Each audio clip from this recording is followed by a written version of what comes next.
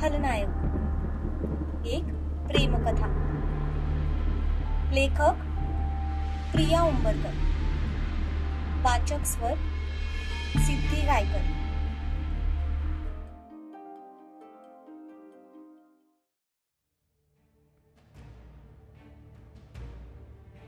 तुम्हाला काय कळणार माझ्या मनाची अवस्था?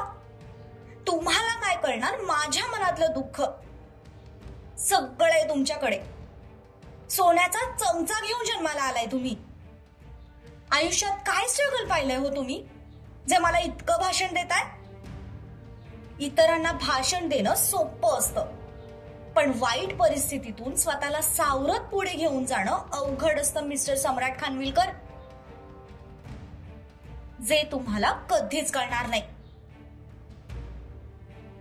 तिने उलट्या हाताने डोळ्यातले अश्रू पुसले आणि त्याला क्रॉस करून जाऊ लागली, पण त्या आधीच त्याने तिच्या हाताला पकडून तिला जोरात मागे ओढलं आणि बाजूच्या भिंतीवर टेकवलं। काय म्हणालीस तू? सोन्याचा चमचा जन्माला घेऊन आलोय मी। स्ट्रगल काय असतं हे मला माहित नाही।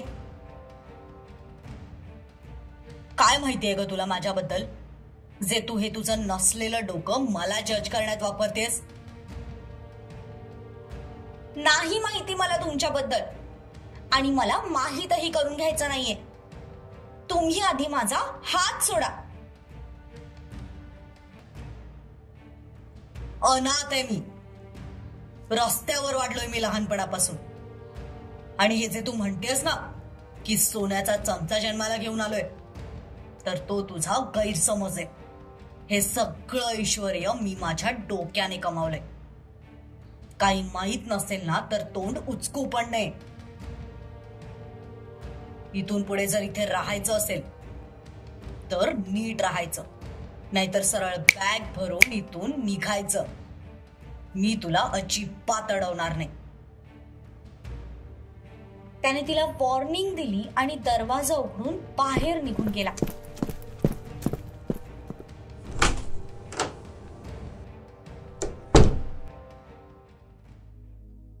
त्याच्या उत्तराने मात्र ती शॉक झाली। तशीच खाली सरकत गुडघ्यावर बसली, दोन्ही गुडघे छातीशी आवळत त्याचा विचार करत तशीच बसून राहिली। अनाथ आहे मी, रस्त्यावर वाढलोय। हे जे काही ऐश्वर्य तुला दिसतंय ना, ते मी माझ्या डोक्याने कमवलंय। त्याचं वाक्य पुन्हा पुन्हा तिच्या डोक्यात घुमत होतं।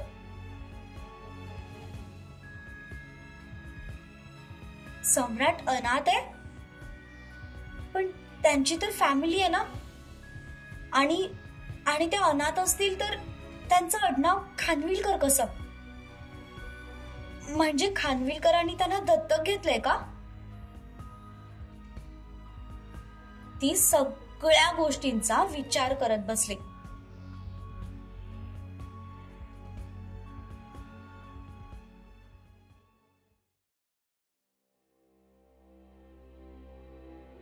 तासभर असाच मध्ये गेला असेल। हेमाने सगळं जेवण डिनर टेबलवर मांडलं। हेमा, आता तू गेलीस तरी चालेल, मी सरांना जेवू घालते। अहो पण ताईसाहेब, सर खूप चिडलेले आहेत।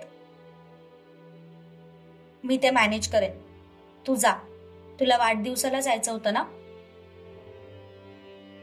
तसं हेमा आवरून निघून गेली। सगळं जेवण टेबलवर रेडी झाल्यानंतर तपस्या त्याला बोलवायला त्याच्या रूम मध्ये गेली, तर तो लॅपटॉप घेऊन बसला होता। खरं तर आज त्याचं कामातून लक्षच उडालेलं होतं। तो उगीचच लॅपटॉप घेऊन बसला होता। त्याचं चित्त मात्र अजिबात धाऱ्यावर नव्हतं।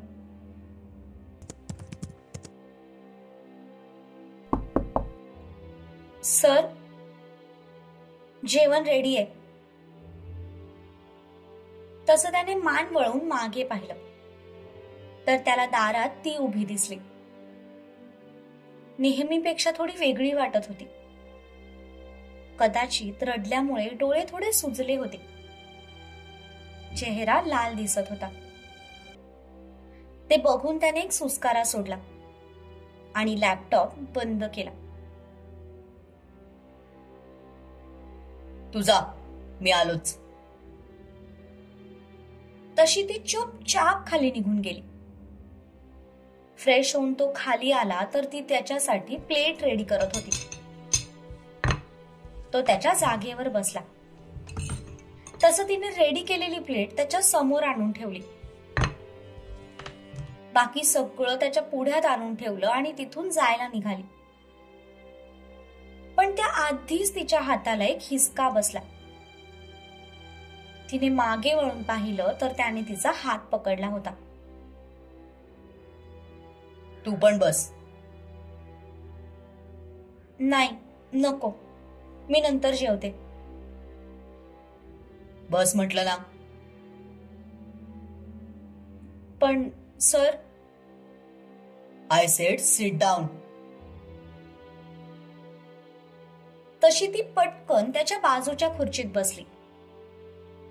तसा तो ओठांच्या कोपऱ्यात किंचित हसला. तुझ्यासाठी पण प्लेट वाढून घे.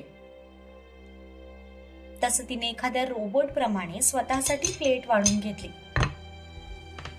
तो तिची धांदल बघत होता.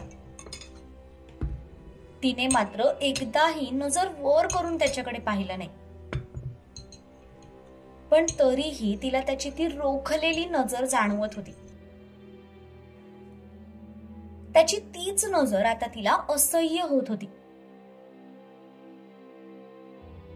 त्यांनी वाढलेल्या ताटाकडे पाहिलं आणि थोडा वेळ तो फक्त त्या ताटाकडे पाहत बसला. डोंट वरी, मी काहीच बनवलं नाहीये. सगळं जेवण हेमाने बनवलंय, त्यामुळे तुम्ही बिनधास्त खाऊ शकता. त्याने नजर वर करून तिच्याकडे पाहिलं. दोघांचीही नजरानजर झाली. काही क्षण नजर एकमेकात अडकली, पण लगेच तिने स्वतःला सावरत नजर खाली केली. त्याने काहीही न बोलता जेवायला सुरुवात केली. त्याने सुरुवात केल्यावर तिने सुद्धा जेवायला सुरुवात केली. तिला प्रचंड भूक लागली होती, पण इतर वेळी फटाफट जेवणारी ती मात्र एकदम स्लो जेवत होती. सर, एक विचारू? No personal questions. सकाळी पोहे इतके तिखट झाले होते, तरी तुम्ही का खाल्ले? तिने त्याच्या डोळ्यात आर पार बघत विचारलं. पण त्याने त्या प्रश्नाने नजर चोरली आणि पुन्हा जेवणाकडे कॉन्सन्ट्रेट केलं. तिला वाटलं त्याला त्या प्रश्नाचा राग आलाय, म्हणून तो प्रश्नाचं उत्तर द्यायचं टाळतोय. तिने पुन्हा जेवायला सुरुवात केली. मला अन्न वाया गेलेलं आवडत नाही. अन्नाच्या प्रत्येक दाण्याची किंमत माहितीये मला. पहिल्या दिवशी तू चूक केलीस म्हणून मी जाऊ दिलं, पण रोज रोज असं अन्न वाया गेलेलं मला चालणार नाही. सॉरी, पुन्हा असं नाही होणार. यावर तो काहीही बोलला नाही. चुपचाप जेवण करू लागला. मग तिनेही पुढे काही विचारलं नाही. त्यांचं जेवण झालं तसा तो ताटावरून उठला आणि त्याच्या खोलीत निघून गेला. तो गेल्यावर तिने इतका वेळ धरून ठेवलेला श्वास मोकळा सोडला.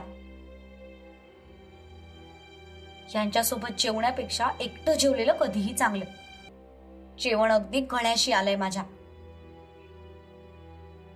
तिने टेबलवरचं सगळं किचन मध्ये नेऊन ठेवलं आणि भांडी पण आवरून घेतली.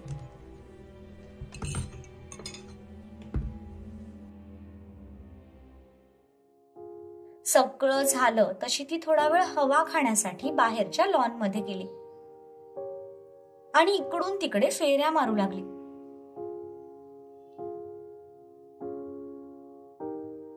सम्राटला एक फोन आला होता, त्यामुळे तो पण बाल्कनीत उभा राहून फोनवर बोलत होता. फोनवर बोलता बोलता त्याची नजर अचानक खाली लॉन मध्ये असलेल्या तपस्यावर पडली. तर ती दोन्ही हात दंडावर चोळत इकडून तिकडे चक्रा मारत होती. काही वेळ तो तिच्याकडे नुसताच बघत राहिला. समोरचा त्याच्याशी काय बोलत होता त्याने नीट ऐकलं सुद्धा नाही. फक्त होला हो केलं आणि फोन ठेवून दिला.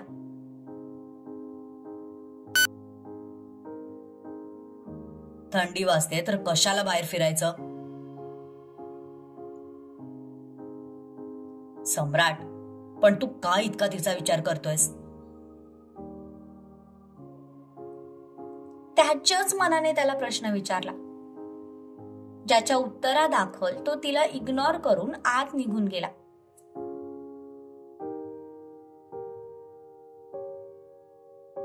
ती इकडून तिकडे चक्रा मारत होती, तितक्यात तिचा फोन वाजला.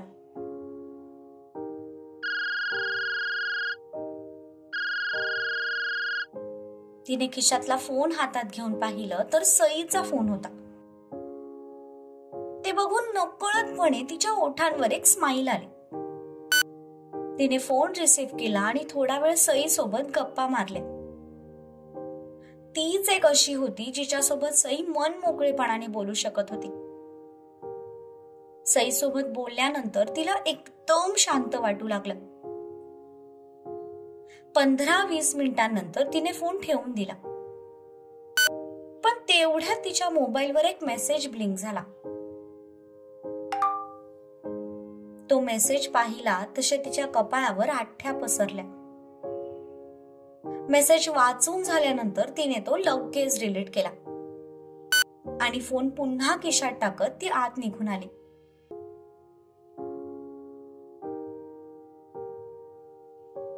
ती तिच्या रूम मध्ये गेली.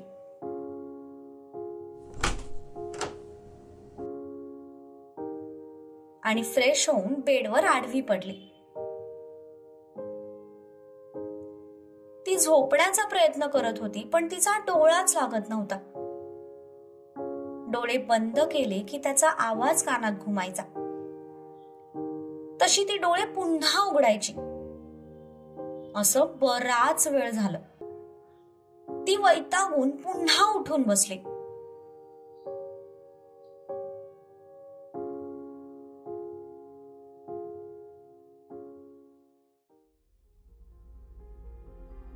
इकडे तो मात्र त्याचं काम करत बसला होता.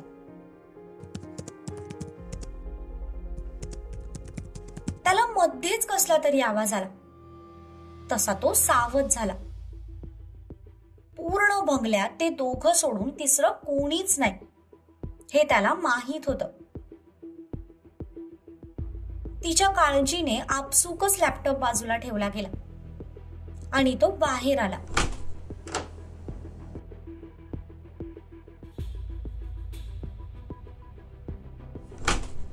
त्याने तिच्या रूम मध्ये जाऊन पाहिलं तर तिथे ती नव्हती.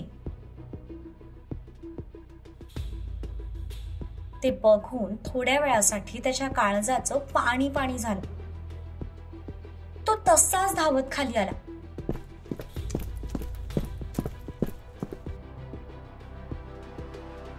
तर हॉल मधले सगळे लाईट्स ऑफ होते. फक्त किचनचा लाईट सुरू होता. तो पळतच तिकडे निघाला. तो धावत आत जायला आणि ती किचन मधून बाहेर यायला एकच वेळ झाली आणि एका पॉइंटला दोघांची एक जोरदार धडक झाली. तशी तिच्या हातातली पाण्याची बॉटल खाली पडली आणि आता आपणही पडणार या भीतीने तिने त्याला गच्च मिठी मारली. त्याचे हात मात्र हवेतच विरले. तिच्या हृदयाचे वाढलेले ठोके त्याला त्याच्या छातीवर स्पष्टपणे जाणवत होते. पण ती ठीक आहे हे बघून त्याच्या जीवात जीव आला. ती पाण्याची बॉटल भरायला खाली आली होती आणि चुकून एक ग्लास तिच्याकडून खाली पडला. त्याचाच आवाज सगळीकडे घुमला आणि त्याच आवाजाला घाबरून सम्राट तिच्या काळजीने खाली आला होता. Are you okay? Yes, I am okay. ती अजूनही त्याला बिलगून उभी होती. तिचं डोकं त्याच्या छातीवर होतं. त्याच्या हृदयाची ती धडधड ती स्पष्टपणे ऐकू शकत होती.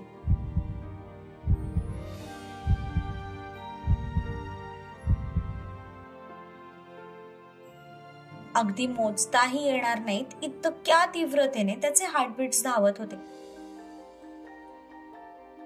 थोडा वेळ ते असतेच एकमेकांना मिठी मारून तिथे उभे होते.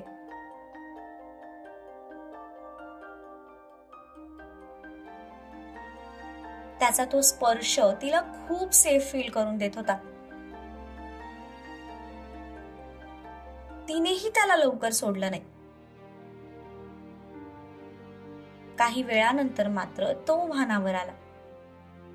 तसं त्याने तिच्या खांद्याला पकडून तिला स्वतःपासून बाजूला केलं. त्याच्या या कृतीने ती पण भानावर आली आणि इतका वेळ बंद असलेले तिचे डोळे उघडले.